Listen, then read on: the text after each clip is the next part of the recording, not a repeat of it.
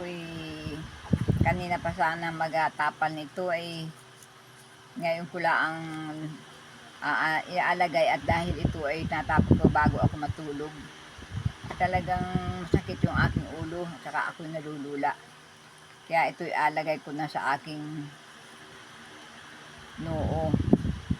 Lord Jesus, nawa po Panginoon, ang itatapal kong ito sa dahong ito ay na dahon ng atisa, ito po ay maging daluyan ng himala ng iyong kagalingan. Ikaw po ang Diyos na nagpapagaling, gumagamot. Instrumento mo lang po Panginoon, itatapal kong ito na dahon ng atis.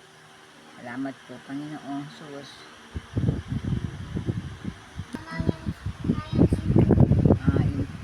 Natapal ko na itong dahon ng atis na ito sa aking masakit na ulo. At ito ay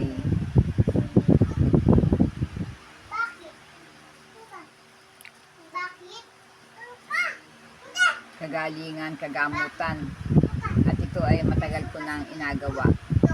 Talagang pagkagising ko sa umaga, ang ginhawa ng aking pakiramdam. At ito ay utang. O, nakadikit na ito. Kaya ito naman ay aking atalian. Atalian ko ito ng damit para hindi mahulog. Para hindi mahulog ito. Miyakit ka sa'yo, baby. Sa aking pagtulog. Yun yan.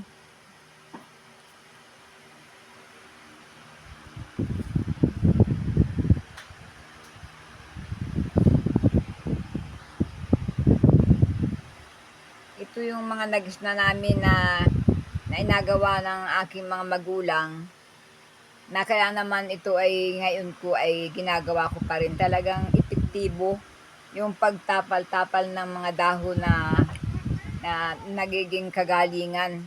At talagang mabisa ang dahon ng atis na ito. Ito talagang gamot sa nasakitang ulo.